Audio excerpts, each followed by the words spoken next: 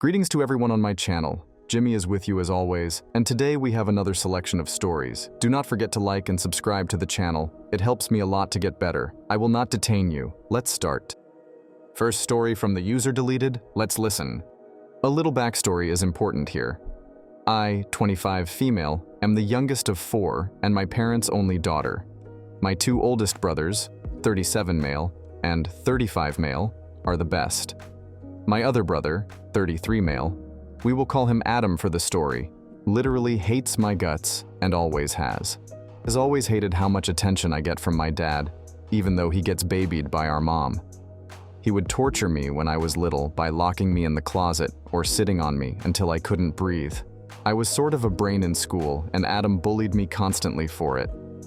I finished high school when I was 16, and I now have 3 different degrees. I'm a private financial advisor, and I've done well for myself. My 2 oldest brothers both own their own businesses, and they have a comfortable life. Adam did not go to college, even when my parents offered to pay for it, and he is a bartender. He has never moved out of our parents' house because he spends every cent he makes. He has never paid bills either. He got fired from his 5th bar last week for being drunk during work. My parents wanted to have family dinner, but I was reluctant due to Adam always berating me and making fun of me. My dad said he really wanted this, so I gave in.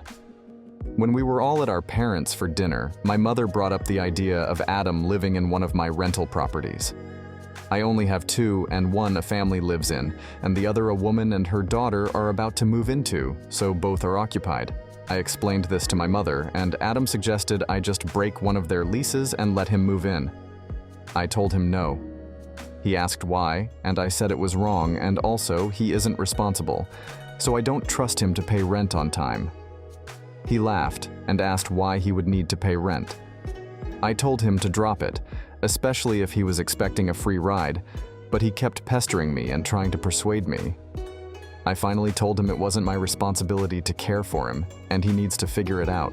I also told him he has never been kind to me, so he shouldn't feel entitled to anything. Mom started yelling at me, saying I was disrespectful and I need to help when family asks. I told her she created this monster so she can deal with it. I left shortly after. My mom and Adam have been blowing up my phone, calling me every name in the book. My dad and my other 2 brothers are on my side. Of course, Adam is telling anyone who will listen my dad is just backing me up because I'm his favorite, and he's continuing to call me names. Drama is starting to mess with me, and I just want peace. He sent me a text saying that I don't know what it's like being the black sheep, and I should help him when he's down because that's what family does. I need an unbiased opinion. AITAH for not giving him a place to stay. Author update this story. I want to thank you all for the kind and supportive comments. The past 2 weeks have been a huge roller coaster for my family. What I didn't mention in my first post was that I always felt weird about how protective my mother is of Adam. In my opinion, she took every opportunity to isolate him. But when I'd try to talk to him, he'd lash out. My older brothers feel the same way. But when they'd try and talk to Adam, he'd get angry. My 2 oldest brothers and I were hanging out at my place when I heard banging on my door. It was Adam, and he was wasted. I let him sleep it off in my guest room, and I told him he'd have to leave when he sobered up. I went into the room after a few hours to check on him, and he was crying. He said our mother supplied him with alcohol, and always does when he's home. He kept apologizing to me and sobbing. My brothers came in, and my oldest brother told him he needs to be honest and tell us what's going on. Adam admitted our mother has been treating him like her boyfriend since he was a teen. That's when she started giving him alcohol. It all clicked for me. Our dad worked constantly, so he wasn't home, and my mom would always say Adam was being punished for something while my brothers were allowed to go out. My mom would let me watch movies in my room all night long and she'd disappear. Adam said she'd make him cuddle with her and have dinner with her like it was a date. She'd discuss her and my dad's marital problems with him. If he didn't comply, she wouldn't let him leave the house at all, and she'd continue to lie and say he was being punished. She told him over and over how none of us would believe him, so he never felt safe to tell us. She went as far as to steal from our dad and blame Adam, so our dad always thought Adam was dishonest. He said she never did anything vulgar to him, but apparently that's why she wanted him to have my place, so they could be alone. He said she told him what to say to me, and he made the statement about rent on purpose so I wouldn't do it. We hugged him for a long time, and he just cried and apologized. My siblings and I were seeing red at this point, and we all agreed Adam needed to tell our dad. We invited my dad over, and we stood with Adam while he told our dad everything. Our dad hugged Adam and kept apologizing to him, and he said he'd handle it. I don't know exactly what was said to my mother, but she moved out and is living in a hotel. My dad has already filed for divorce, and she is not fighting him. We tried to talk to her, but she told us all to go to hell and that we took her one good thing away. She also said Adam belongs to her and she can do what she wants. It's taking everything in me to hold it together because she destroyed my brother with her crap and destroyed our relationship with him. Adam said he just wants to get better and he wants to be a family with us. I can't lie, I was really happy, and we are all so proud of him. He hasn't taken a drink since that night, and he's currently in rehab. When he's done, he is going to move into a condo my dad is trying to buy. My dad is selling the family house, so he will be living with Adam, so he isn't alone. Adam gets to call us every day, and he always wants to talk to me. It's like we are getting to know each other for the first time, and it's been great. He keeps apologizing to me, but honestly, I've already forgiven him. I know this wasn't the update anyone was expecting, and I'm still in shock. I'm not going to update anymore. I'm just going to focus on our family's healing, and hopefully we can all be in a good place one day. What I think about this story seems like the perfect opportunity to point out that teenage boys are groomed and molested by women at the same rate that women are abused and molested by men. Only the boys are often overlooked. She needs to be charged and thrown in prison. What she has done has eroded this boy as a person and almost ruined his entire life. Let's check user comment. I read the original posts and did some math. So OP is about 8 years younger than Adam. Let's say she starts full-time school at 5, making Adam about 13-ish. Older bros would have been about 17 and 15. The two older boys are getting to be too old to start trying a power play, but Adam was the baby of the family for 8 years. That's a long time to get the wrong kind of attached. Little sis is younger enough than everyone else to have been an oops baby. Maybe mom coerced dad or got pregnant accidentally on purpose. Who knows, not enough info. Maybe one or both parents wanted one last chance at a girl. Possible point of contention here, and Lord knows how a boy mom handled having a girl. Was she jealous? Was dad doting on the daughter? Nothing icky, just typical wrapped around her tiny pinky dad love? Maybe they had trouble conceiving or had some miscarriages. Maybe mom struggled with PPD.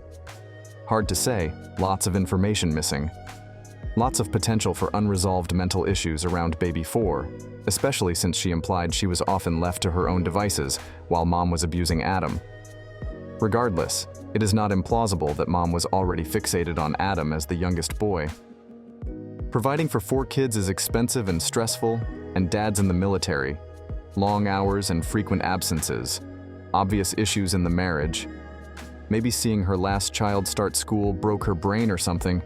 Maybe it just opened the door to more opportunities to abuse Adam. Maybe Adam hitting puberty did it. If true, I'm sure there were warning signs as soon as Adam was born, because the age gap makes it easy to think he was intended to be the last. Maybe it's all trash, but there's enough between the lines that it's plausible. And if I'm honest, I don't know that I'd have had any doubts about the story at all if the abusing parent has been the father and the victim the daughter.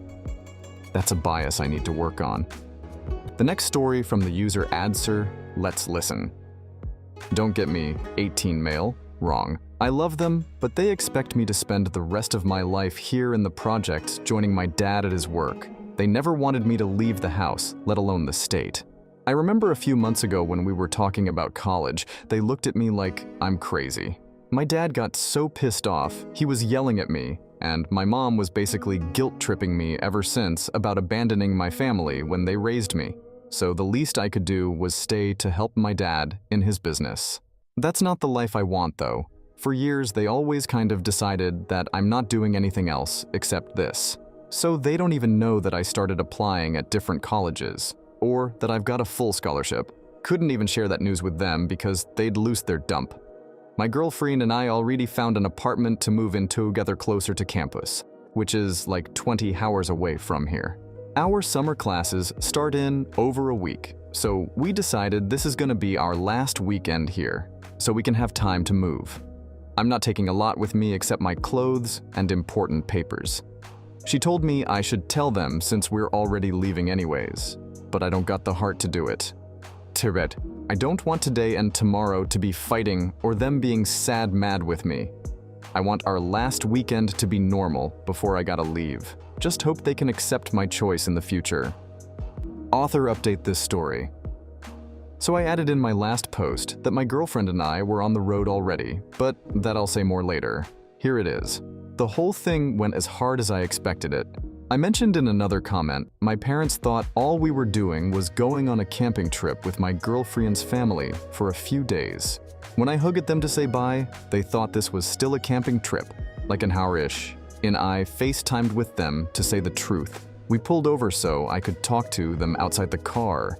My dad was yelling, my mom was crying. He couldn't believe he raised me to be this selfish with them. All my mom could say was, she can't even look at me right now since I basically picked school over my family. It broke my heart, TBH. But it made me glad we didn't have this talk in person because it would have hurt a million times worse. Trying to tell them I'm not abandoning them and I want them to be part of this journey with me didn't work. Nothing I said worked at all. My mom completely left the conversation, so it was only my dad. All he had left to say though was, I better not expect help from them ever in the future because help is for family, and I've shown them I'm not family anymore. He hung up on me. They haven't sent any other messages since yesterday. My girlfriend was the best supporter here. I cried it out and she was hugging me the whole time until we got back on the road again. Right now, I feel like the movie Tangled going through different stages between happy and guilty. I'm trying not to focus too much on my family, just to be excited for the future. We are taking the scenic route going up the Pacific Coast Highway. Last night, we made it to Santa Barbara to spend the night. We took a detour to the beach this morning, and we're on our way now to this little place called Solvang to look around for a bit. It's been fun so far. We want to make it a memorable experience, so we're going to be making a few more stops along the way to just look at everything. We'll probably be making it in 2 or 3 days, but we still have time to settle in before our classes start. Still sad, obviously, but we are still enjoying the drive together. I really appreciated everyone's support here. Didn't respond to everyone, but I've read almost all of your comments during the drive. You guys are so sweet. Thank you for showing your support because this really was the hardest thing I had to do. What I think about this story. Your attitude should not be, it is what it is, but it is what they chose to make it. They had plenty of chances to work with you and create a relationship that worked for both of y'all, but they chose not to. They have the opportunity now to find a way to make the life they chose for themselves and the life you chose for yourself fit together, but they refuse. So when they said, our way or the highway, you respected them and their demands and chose the highway to a better life. They can still turn it around by respecting you, but that's up to them. Let's check the user comment. I was the first in my family to go to college, graduated high school in the 90s. Life derailed me, and my cousin finished a degree before I did, but I was the first to get there. I'm not from the projects, but I did grow up with a single mom. College was not even a choice for me, it was an expectation. My mom never asked me if I wanted to go all. It was simply presented as the natural path to follow, and she did as much as she could to make it possible. She couldn't pay for my tuition, but she made sure to encourage me to get scholarships, signed me up for campus tours, etc. My entire first year of college and part of the second year was paid with scholarships, but after that, I was on my own with student loans. Spoiler alert, when the money ran out, I left university and went to community college, then transferred to what was basically an upper-level community college. My mom gave me as much support as she could the entire time. Oops, parents are baffling. Thanks to everyone who watched to the end. See you today in the second video. Thanks to everyone for the support. Bye-bye.